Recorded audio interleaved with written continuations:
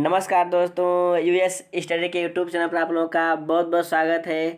दोस्तों, जैसा कि हम बताए थे आप लोगों को कि जो मेघदूत प्रो में के श्लोक और सूक्तियों की श्रृंखला चल रही है, तो उसमें आज 48 श्लोक से लेकर के और 67 तक के श्लोक और सूक्तियों को कराया जाएगा।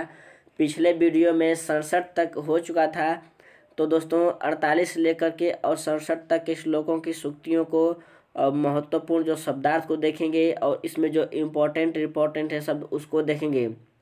तो चलिए चलते हैं प्रश्नों की ओर और देख लेते हैं सूक्तियाँ श्लोक के अंतर्गत क्या क्या बातें कही गई हैं। दोस्तों, जो हम श्लोक के ऊपर की एक लाइन और नीचे की एक लाइन लिखते हैं, इसका यही तात्पर्य है कि छात्र श्लोक को पढ़ के ये लाइन को पढ़ते ही समझ जाए कि इस श्लोक में यह बात कही गई है, और इससे छात्रों के मन में एक भावना उत्पन्न हो, एक जानकारी बैठे कि मतलब इस श्लोक में यह बात कही गई है, तो उनके अंदर एक जानकारी बढ़े और जानकारी के साथ साथ उनको ये पता चल जाए कि मतलब इस श्लोक में ये चीज़ पढ़ना है। तो एक रिवीजन के तौर पर एक मतलब होता है कि बिना किताब से देखे माइंड में बात घूमने लगे, तो माइंड में बात घूमने लगे, माइंड में बात आने लगे, पूर्व की बातें दोहराने लगे, तो इसी उद्देश्य से 2 लाइन को लिख दिया जाता है और चौथी लाइन को सूक्ति बना करके कि आप लोगों का फायदा हो।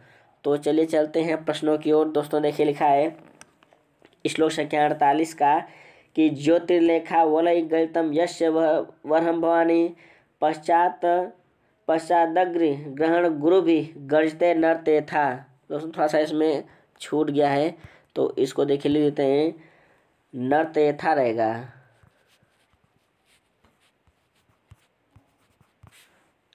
इसमें एक शब्द छूट गया है, तो देख लीजिए।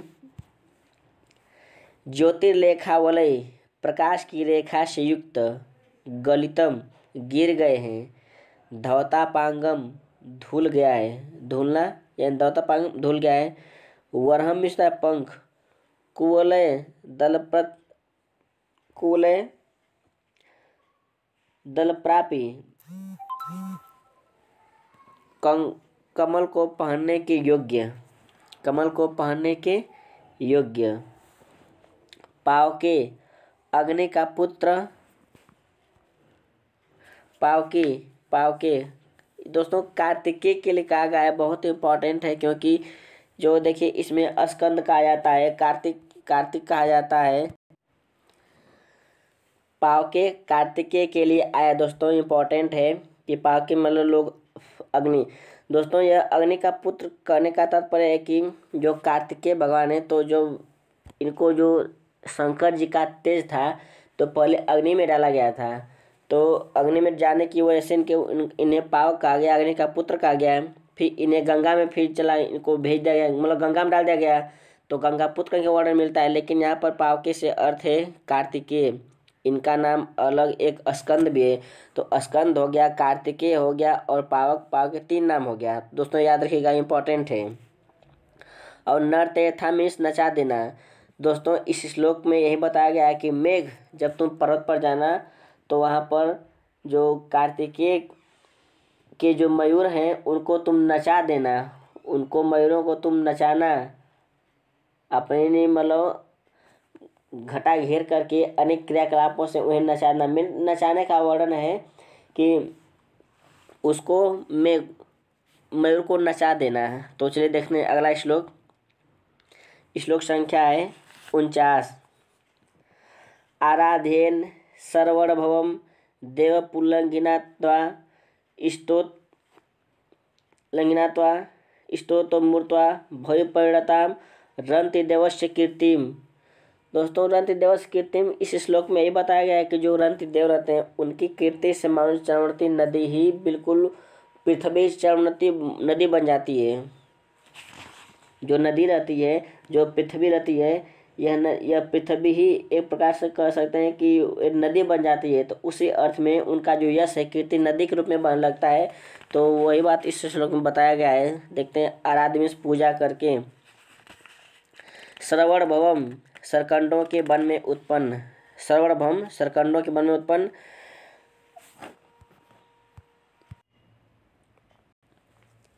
आराध्य पूजा करके, श्रवण भवम सरकंडों के वन में उत्पन्न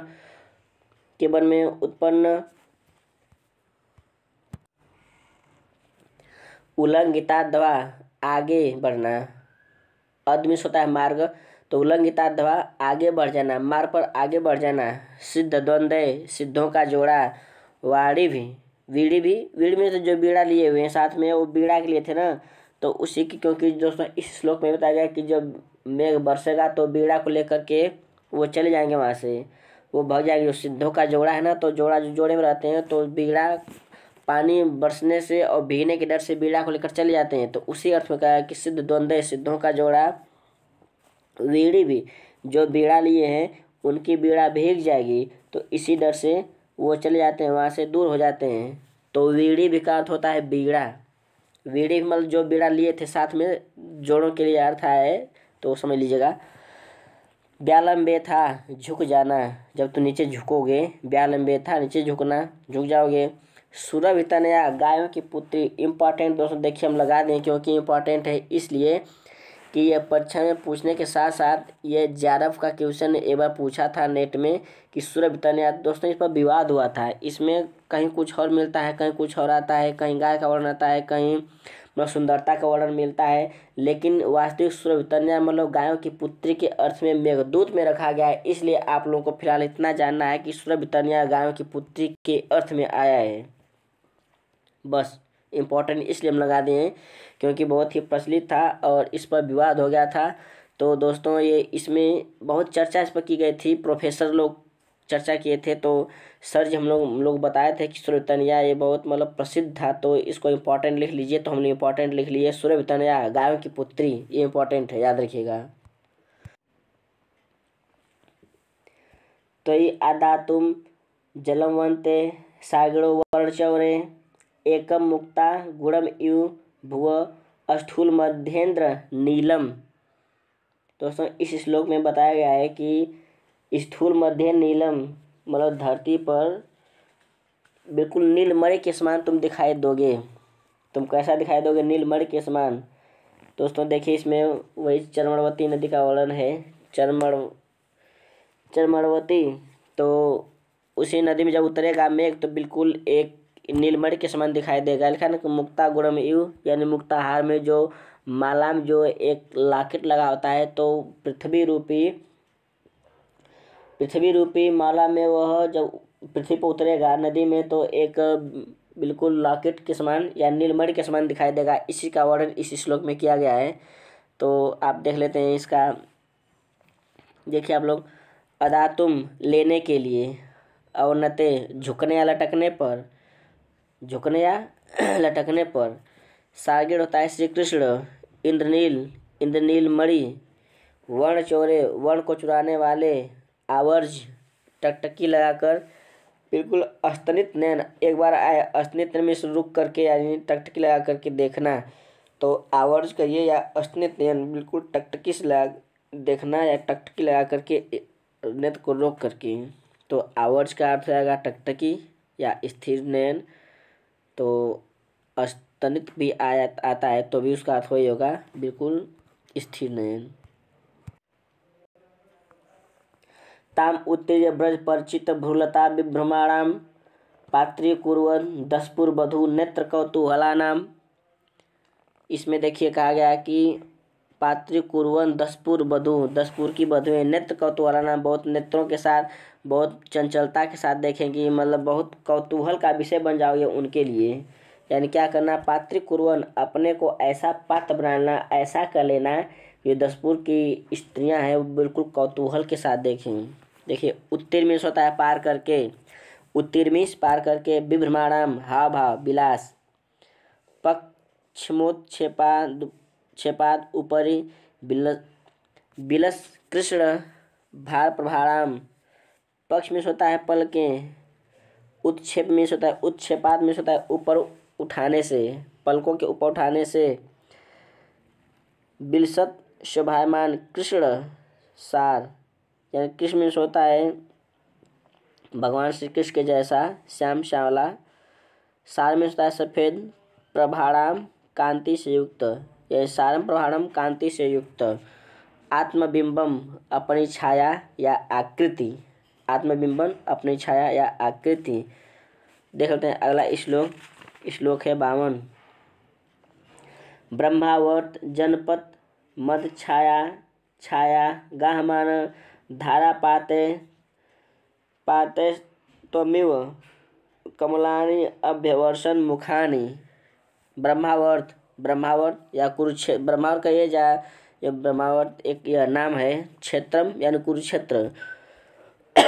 इस श्लोक में बताया गया है कि कुरुक्षेत्र में जब तुम जाओगे तो वहाँ देखोगे कि यहाँ लड़ाई हुई है कौरव पांडवों की, तो उसी क्षेत्र का इसमें वर्णन किया गया है उसके बारे में कि अर्जुन गांडीव धनुष से बाण बरसाते हैं, सैकड़ों बाणों के द्वारा घायल कर देते हैं। तो इसी सब का वर्णन है। आप लोग जब पढ़ेंगे इस श्लोक में तो अच्छा वर्णन मिलेगा। इसमें हम शब्दार्थ बताएंगे, शुक्तियों को बताएंगे।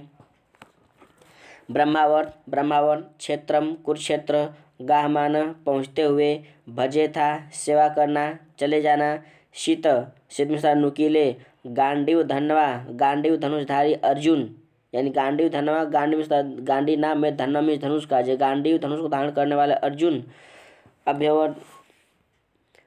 अभ्यवर्षण वर्षा की थी, यानी सैकड़ों बाणों की वर्षा की थी। अर्जुन के द्वारा सैकड़ों बाणों की वर्षा की गई थी। तो वही लिखा गया कि गांडीव धनवा अर्जुन के द्वारा। हितो अलाम अभिमत्रसाम रेवती लोचनांगाम अंतशुद्धत्वम अपि भविता वर्णमात्रेण कृष्ण। वह मैं कहता है कि तुम मात्र से कृष्ण रहोगे, काला हो जाओगे, लेकिन अंदर से शुद्ध हो जाओगे। कब? जब सरस्वती के जल को पी लोगे तब, क्योंकि सरस्वती के जल को सभी लोगों ने पिया था, बलराम के द्वारा भी पिया गया था। तो वही कहना चाहते हैं कि जब तुम सरस्वती के जल को पी लोगे तो तुम अंदर से शुद्ध हो जाओगे और वर्ण मात्रेण कृष्ण, बस वर्ण मात्र ही सांवले रहोगे। हालाम मिस मदिरा, रेवती मिस बलराम की पत्नी, और लांगली मिस होता है हलधर। लांगली मिस हलधर यानी बलराम, और रेवती मिस बलराम की पत्नी। हालाम मिस मदिरा समर विमुख, युद्ध से विमुख। सौम्य यह मैं के लिए आया है, यानी मैं। तस्मात् गच्छेद अनुकनखलम शैलराजावतीर्णाम शंभो केशग्रहण मकरोदिन्दु लग्नोर्मिहस्ता तंग रूपी हाथों से। देख लेते हैं। कनखल हरिद्वार में एक स्थान है, उसे कनखल कहा जाता है। शैल राजावतीर्णा यानी पर्वतों के राजा हिमालय। तो शैल राजा हिमालय से वतीर्णा उतरी हुई, हिमालय से उतरी हुई अर्थात गंगा। वक्त्र मुख, भ्रुकुटी में टेढ़ी मेढ़ी। लग्नोर में हंसता तरंग रूपी हाथों से, अपने तरंग रूपी हाथों से मानो शंकर जी के ऊपर हाथ फेर रही हो, केस को पकड़ रही हो, इसी का वर्णन मिलेगा इसमें। तो दोस्तों, भ्रुकुटी में टेढ़ी मेढ़ी, वक्त में मुख, लग्नोर में हंसता में तरंग रूपी हाथों से। कनखल हरिद्वार में पड़ने वाला एक स्थान है। और शैल में पर्वत, राजा में राजा, पर्वतों के राजा, वतीर्णा हिमालय से उतरी हुई अर्थात गंगा। श्लोक संख्या देख लेते हैं 55। दोस्तों, चौथी लाइन सूक्ति रहती है लेकिन इंपॉर्टेंट नहीं, इसलिए इंपॉर्टेंट नहीं लिखे हैं। श्लोक संख्या 55 देख लेते हैं क्या है 55 में। तस्या पातुम सुरगज इव जमुनी पश्चादलंबी साधस्थान उपगत यमुना संगमेव अभिरामा साध स्थानोपगत यमुना संगम इव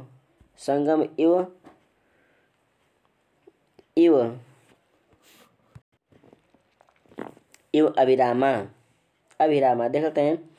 पश्चात लंबी, पिछला भाग उठा करके, यानी पिछले भाग को ऊपर करके। अक्ष स्फटिक विशदम, स्वच्छ स्फटिक के समान उज्ज्वल, 56 श्लोक देख लेते हैं क्या है 56 में। असीना नाम सुरभित शीलम नाभिगंधे मृगाणाम शोभा शुभ्र त्रिनयन विशोद खात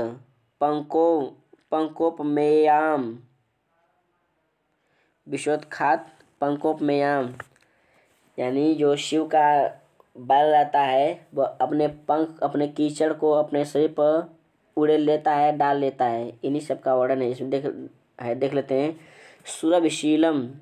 सुरभिशीलम सुगंधित शिलाएं विनयने दूर करने के लिए निषण बैठ जाओगे, उत्खात पंकोप में उखाड़े हुए कीचड़ के समान, उखाड़े हुए कीचड़ के समान। श्लोक 57 देख लेते हैं।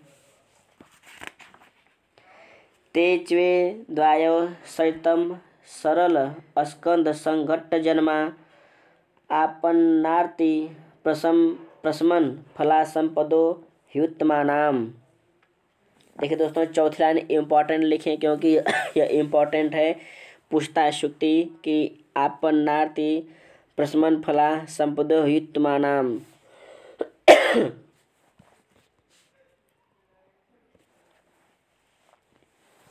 ह्युत्मानाम वायु में सोता है हवाओं वायु के, शर्त में होता है चलने पर, सरल स्कंद देवदारू का वृक्ष, उत्काक्षपित लपट यानी लपटें, बाल भारव केश समूह, आपन्नार्ति कष्ट से दीन, दुख से दीन, विपत्ति से युक्त।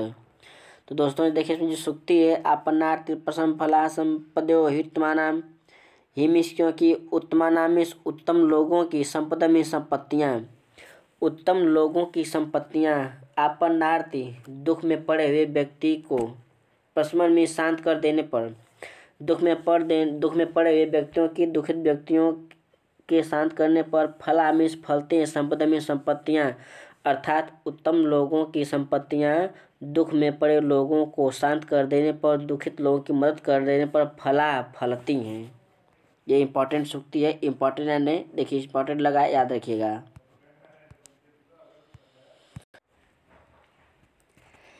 ये सर्वबोध पतन रवसा स्वांग भंगाय तस्मिन् के वा न स्युः परिभव पदम निष्फलारंभयत्ना, के वा न स्युः परिभव पदम निष्फलारंभयत्ना, निष्फल यत्न आरंभ यानी जो निष्फल प्रयास करने पर परिभव पदम अपमान को पाते हैं, के वा न कौन नहीं यानी गलत प्रयास का आरंभ करने पर कौन नहीं होगा जो अपमान को नहीं पाता होगा। कहने कि निष्फल रत्न यानी विफल प्रयास, यत्न में प्रयास, विफल प्रयास करने वाला व्यक्ति परिभव पदम अपमान को पाता है, के वा न कौन नहीं स्यु होता है प्राप्त करता है, ऐसा कौन नहीं है जो निष्फल प्रयास करने के बाद अपमान को प्राप्त करता है, अथवा कोई ऐसा नहीं है। इम्पॉर्टेंट सूक्ति है, इम्पॉर्टेंट देख लिए, ट्रिक लगा है तो इसको अब नोट्स में लिख लीजिएगा। चलते हैं शब्दार्थ की ओर। स्वांग भंगाय अपने अंग तुड़वाने के लिए, स्वांग भंगाय अपने अंग तुड़वाने के लिए, सर्वा 8 पैरों वाला जानवर, एक 8 पैरों वाला जानवर है। यह क्या करता है कि बार बार बादल को पकड़ने की कोशिश करता है, उछल कूद करने की कोशिश करता है, तो वही कहा कि अंग तुड़वाने के लिए। तो सर्वा 8 पैरों वाला जानवर बहुत शक्तिशाली रहता है। तुमुल करका वृष्टि, तुमुल करका वृष्टि भयानक ओलों की बरसात, अवक्रीड़ात बिखेरना, परिभव पदम अपमान अनादर, परिभव पदम अपमान अनादर। देख सकते हैं 59 श्लोक में। तो 59 में हमारा है तत्र व्यक्तम दृशदि चरण न्यास मर्धेन्दु मौले, तोड़ेंगे तो अर्धेन्दु मौले हो जाएगा। कल्पिष्यन्ते स्थिरगण पद प्राप्यते श्रद्धाना, दृशदि पत्थरों पर, चरणन्यास चरण चिन्ह, दृशदि पत्थरों पर, चरणन्यास चरण चिन्ह, अर्धेन्दु मौले आधा चंद्रमा है जिसके शिखर पर अर्थात भगवान शिव, परिक्रमा, करण विगमात शरीर छोड़ने के बाद, मरने के बाद, करण विगमात शरीर छोड़ने या मरने के बाद, उद्धूत पापा जिनके पाप दूर हो अर्थात निष्पाप, उद्धूत पापा जिनके पाप दूर हो अर्थात निष्पाप, श्रद्धाना श्रद्धालु। श्लोक 60 देख लेते हैं। शब्दान्ते मधुरमणिलय कीचका पूर्यमाणा, संगीतार्थो ननु पशुपते तत्र भावी समग्र, यानी इसमें बताया गया है कि वहाँ के वातावरण को एकदम संगीतमय कर देना, एकदम संगीतमय मेघ से कहते हैं यक्ष। यक्ष कहते हैं कि पूरे वातावरण को वहाँ पर एक संगीतमय बना देना, संगीतमय दृष्टि से बिल्कुल दिखाई पड़े। संगीतार्थो ननु पशुपतयो भावी समग्र। देखते हैं कीचका बाँस, यह दोस्तों एक प्रकार का बाँस है। तो कीचका में होता है बाँस। मूरज आवाज़ ध्वनि, यानी उसमें हवा भरती है तो आवाज़ करता है। मूरज में होता है आवाज़ या ध्वनि। निर्नाद आवाज़ यानी ध्वनि। निर्नाद निर्नाद में से आवाज़ कहिए, ध्वनि कहिए। प्रालयाद्रय रूपतटम इतिक्रम्य तान विशेषा श्यामपादो बलि नियमन अभ्युत्तस्य विष्णु। तो दोस्तों इसमें बताया गया कि बलि के जो राजपाट है, उसका राजपाट उसको नापने के लिए भगवान विष्णु जैसे अपने पैर को फैलाते हैं, तो उसी की तुलना बादल से की गई है। इसी का वर्णन है इसमें। अतिक्रम्य पार करके, उदीची उत्तर की ओर, भृगुपति परशुराम यशोवर्त्म मार्ग, यश में कीर्तिवर्त्म इस मार्ग यानी यश का मार्ग। क्रौंचरंधम हिमालय पर्वत का एक भाग है। क्रौंचरंधम हिमालय पर्वत का एक भाग है। तिर्यगायाम शोभी मतलब तिरछी लंबाई से शोभित, तिरछी लंबाई से सुशोभित। गत्वा च ऊर्ध्वदशमुख भुजोच्छ्वासित प्रस्थसंदे राशिभूत प्रदीनम इव त्र्यंबक स्याट्टहासः। भगवान शिव की जो हंसी रहती है राशिभूत हो जाती है। उनकी हंसी मानो बिल्कुल एकदम ऊंचा पहाड़ बन जाती है। और लिखा है कि भुज दशमुख भुजोच्छ्वासित, रावण की भुजा से हिलाए गए। दशमुख भुजोच्छ्वासित प्रस्थ संदेह, दशमुख रावण की भुजा के वासित हिला देने से प्रस्थ संदेह जिसमें दरारें पड़ गई हों, उस कैलाश पर्वत में रावण जब हिलाता है कैलाश पर्वत को तो उसमें दरारें पड़ जाती है। वही लिखा गया कि दशमुख भुजोच्छ्वासित प्रस्थ संदेह, रावण के भुजा के हिला देने से दरारें पड़ गई हों। त्रिदश वनिता देवताओं की स्त्रियां दर्पण से मिलता है दर्पण के, यानी दर्पण के लिए, दर्पण में होता है शीशा। जो हिमालय जो कैलाश पर्वत रहता है वह स्त्रियों के लिए दर्पण रहता है, दर्पण कार्य करता है। वित्तस्य फैलकर, त्र्यंबक स्याट्टहास त्रिनेत्रधारी शिव की जोर की हंसी, भगवान शंकर की अट्टहास की हंसी। श्लोक संख्या 63 देख लेते हैं। उत्पश्यामि त्वत्तटे तटगते स्निग्ध भिन्नांजनाभे असन्यस्ते सति हलभृतो मेचके वासवीव। इसमें यक्ष कहता है कि हे मेघ, तुम भगवान बलराम जो अपने शरीर पर कपड़ा रखते हैं तो श्यामला और नीला, जैसे गोरे बलराम अपने कंधे पर श्यामला और नीले कपड़े को रखते हैं तो सुशोभित होते हैं, उसी प्रकार से तुम भी जब चोटी पर बैठोगे तो बिल्कुल अच्छे से लगोगे, सुंदर दिखाई दोगे। इसी का वर्णन है। देखिए, अंजन काजल, सद्य तुरंत, कृतद्विरद हाथी के दांत के समान, छेद यानी बिल्कुल ताए, कृतद्विरद दसन छेद यानी तुरंत काटे गए हाथी के दांत के समान सफ़ेद। गौर में होता है सफ़ेद यानी तुरंत अभी हाथी के देखिए दांत को जब काटेंगे तो उसमें का भाग कुछ और सफ़ेद होता है, वही वर्णन किया गया है। जैसे मूली है, मूली को काटेंगे तो उसमें के नीचे का भाग और सफ़ेद होगा, ऊपर का भाग मिट्टी की वजह से गंदा हो जाता है। तो हाथी के दांत को जब काटेंगे तो और ज़्यादा सफ़ेद होता है। वही कहा गया कि कृतद्विरद दसन छेद यानी हाथी के दांत के काटने से, सद्य तुरंत, गौर में सफ़ेद यानी तुरंत काटने से सफ़ेद। हलभृत बलराम, हलभृत बलराम, स्मित में टकटकी लगाकर स्मित नैन टकटकी लगा करके, नेत्र मिस नैन मिस नेत्र, असन्यस्ते कंधे पर रखे गए, वासवीय वस्त्र, असन्यस्ते कंधे पर रखे गए वस्त्र। बलराम अपने कंधे पर जो वस्त्र रखते हैं उसी का वर्ण।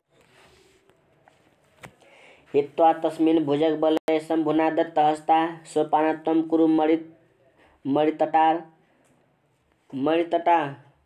रोहणायाग्रयायी। मतलब सोपान कुरुम, तुम सीढ़ी बन जाना। जब पार्वती जी आए नीचे विचरण के लिए तो तुम सीढ़ी बन जाना। इस श्लोक में बताया गया है कि जब पार्वती जी उनका विचरण करने का मन करे, वो टहलना चाहें, तो तुम उनके लिए सीढ़ी बन जाना। कैसी? भंगी भक्ता, टेढ़ा मेढ़ा, बिल्कुल टेढ़ी मेढ़ी सीढ़ी बन जाना। तो वही लिखा है, हित्वा में त्याग करके, छोड़ करके। क्या त्याग करके? छोड़ करके, यानी भुजग बलय, अपने शंकर जी अपने भुजग बलय, अपने जो भुजा में लपेटे रहते हैं अपनी बाह में, वलय के रूप में भुजंग को यानी सांप को उसको निकाल देते हैं। तब दत्त हस्ता, तब पार्वती को हाथ पकड़ाते हैं। नहीं तो उसमें सांप रहेगा तो पार्वती हाथ नहीं पकड़ेंगी। तो भुजग सांप को निकाल देते हैं, हित्ता भी छोड़ देते हैं सांप को निकाल करके, और तब पार्वती को हाथ पकड़ाते हैं। क्रीड़ा शैले कैलाश पर्वत का एक भाग है। क्रीड़ा शैले कैलाश पर्वत का एक भाग है। भंगी भक्त्या, टेढ़ा मेढ़ा लहरीदार सीढ़ी, यानी पार्वती जी जब टहले आए तो क्या करना कि बिल्कुल भंगी भक्त्या प्रकार की सीढ़ी बना देना। सीढ़ी के रूप में तुम परिणित हो जाना। श्लोक संख्या 65 देख लेते हैं। 65 में क्या है? तत्रावश्यम वलय कुलशोद घटनोद गिरणतोयम क्रीड़ा कीडालोला श्रवण पौरुषे गर्जिते भाएता। यानी तुम गर्जना करना तब तुमको छोड़ देंगी। यानी इसमें मैं क्या करता है, वहीं विहार करता है वहीं पर। तो कहता है कि तुमको वहाँ की वनिताएं नहीं छोड़ेंगी, क्योंकि तुम वहाँ के अतिथि हो। तो जल्दी आने के लिए, छुड़ाने के लिए गर्जना कर देना। लिखा है कि श्रवण पुरुषे गर्जिते, यानी कठोर गर्जन कर देना। अर्थ देख लेते हैं। वलय कुलिशोद घट्टनोद गिरणतोय। वलय मिस कंगन, कुलिश मिस होता है कठोर, उद्घट प्रहार, यानी कठोर कंगन का जो प्रहार होता है उसे प्रहार होता है। उद्गीर्ण, निकलने लगेगा तो मिस जल, यानी उनके कठोर कंगन के प्रहार से जल निकलने लगेगा। अर्थात तुमको जो कंगन से मारेंगी तो जल निकलेगा। कीड़ा लोला, खेल में मस्त, खेल खेल में मस्त। यंत्र धारा, कृत्रिम धारा, गृह मिस होता है घर, यानी तुमको वलय से मार मार करके कृत्रिम धारा का घर बना देंगी, फवारा बना देंगी। घर्मलब्ध, गर्मी से प्राप्त। श्रवण पौरुषय, सुनने में कठोर, श्रवण पौरुषय सुनने में कठोर। भाये, भयभीत कर देना, डरवा देना। श्लोक संख्या 56 देख लेते हैं।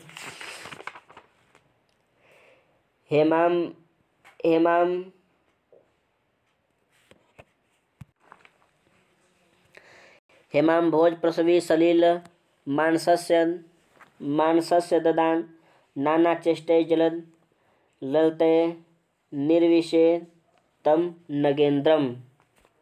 तो सुन देख लेते हैं इसमें। हेमिस होता है सोना। क्षण मुखपट, थोड़ी देर में। मुखपट यानी मुख वस्त्र, कपड़ा होता है। एक कपड़ा, पट में होता है कपड़ा। मुखपट यानी कपड़े को रखने, मुख पर कपड़े को रखने के लिए। ऐरावतस्य, ऐरावत हाथी, यह इंद्र का हाथी है जो बहुत ही मशहूर हो माना गया है, इंद्र का हाथी।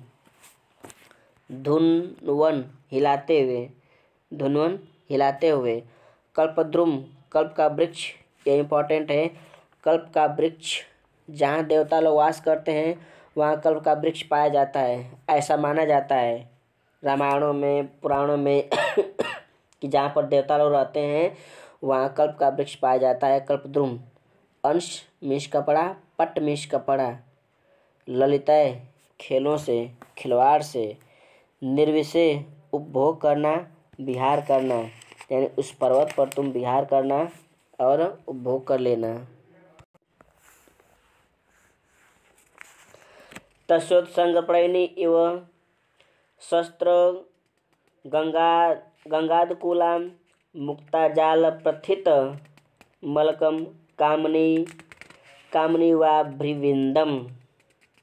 ये दोस्तों लास्ट श्लोक है पूर्व में का, ये अंतिम श्लोक है दोस्तों। इसमें लिखा है तस्योत्संगे, उस कैलाश पर्वत की गोद में बैठी हुई अलका है। जैसे प्रेमी के गोद में प्रेमिका बैठती है, उसी तरह से कैलाश पर्वत के गोद में अलका बैठी है, इसी का वर्णन किया गया है।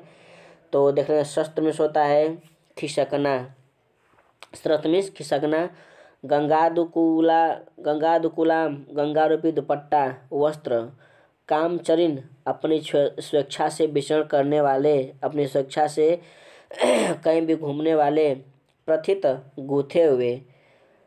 अभ्रवृंदम बादल समूह। यह दोस्तों इम्पॉर्टेंट है, परीक्षा में यह आ सकता है। अभ्रवृंदम इम्पॉर्टेंट है। अलक बाल या केस।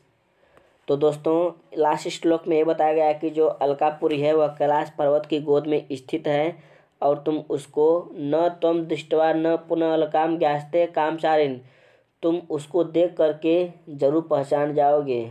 ऐसी बात नहीं कि नहीं दे पाओगे। देखिए जब पढ़ेंगे श्लोक तो 2 बार न लिखा रहता है, न त्वं दृष्ट्वा न पुनः अलकाम, न त्वं दृष्ट्वा न पुनः अलकाम ज्ञास्ते, तुम नहीं जान पाओगे, ऐसी बात नहीं है। यानी तुम अलका को नहीं देख पाओगे, नहीं जान पाओगे, ऐसी बात नहीं है।